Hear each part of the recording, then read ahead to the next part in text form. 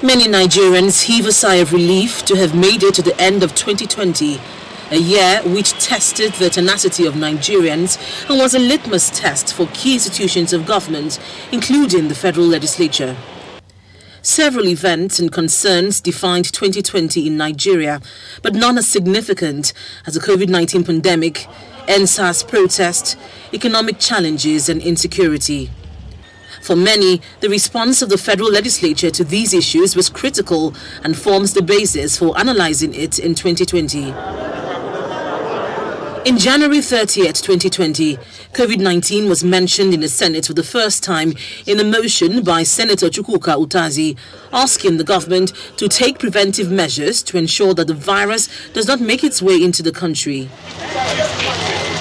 Soon after, the leadership of both chambers separately inspected the COVID-19 isolation centers in the FCT. There were several legislative responses by the National Assembly to COVID-19 in the form of motions, actions and discussions with the executive on ways to manage the pandemic. Mr. President, distinguished senators. On March 24th, 2020, both chambers embarked on recess to protect lawmakers and staff from coronavirus.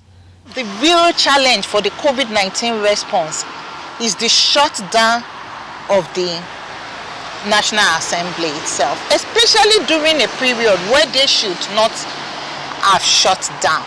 Like it's a period where every parliament was trying to work.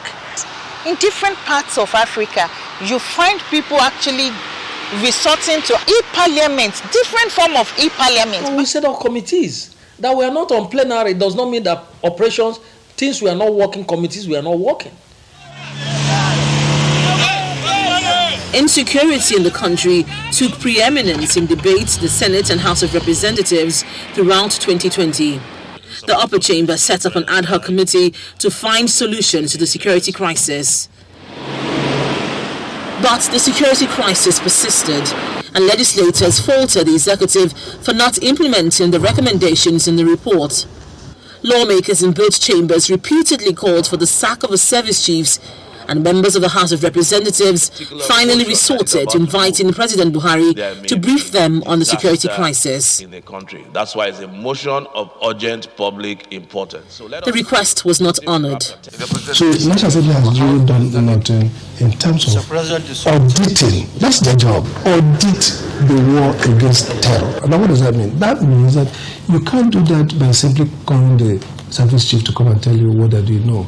You have to set up an independent think tank, if you like, to investigate, to bring out reports. The story of 2020 cannot be told without mentioning the NSAS protest, which gripped the country and climaxed in the shooting of protesters at the Lekki toll gate and the massive destruction of properties in some states. After the crisis, with the tragic way it ended, with the Lekki shootings, the least you expect of a National Assembly is that it should have called all the actors, carry out. That's why parliamentary inquest. They should be the one. In fact, they should have set up a commission to say, look, inquire into this matter because it's a matter of national importance. We urge the government of the day under Muhammadu Buhari to scrap SARS. It was within 24 hours scrapped. So I don't think there is any other step you think the National Assembly should have taken, much more than this proactive action. 2020 was a year which saw some government officials go head-to-head with lawmakers. Because you have legislative immunity, you damage my reputation. Honorable Chair. No, I will not allow you. Honorable Chair. But I'm presiding. You cannot say something and disallow me the opportunity to respond. I just told you that we have record to show that most of the contracts in NDDC are given out to members of National Assembly, but you don't know about it. It's okay. Nigerians will also not forget the National Assembly's probe of alleged financial recklessness in the Niger Delta Development Commission, NDDC, and the drama that followed. Going into 2021, Nigerians would want to see a more proficient National Assembly in its constitutional role of checking the executive, passing important legislations, and demonstrate more commitment in legislative business to support the executive in the management of COVID-19. Linda Akibi, Channels Television News.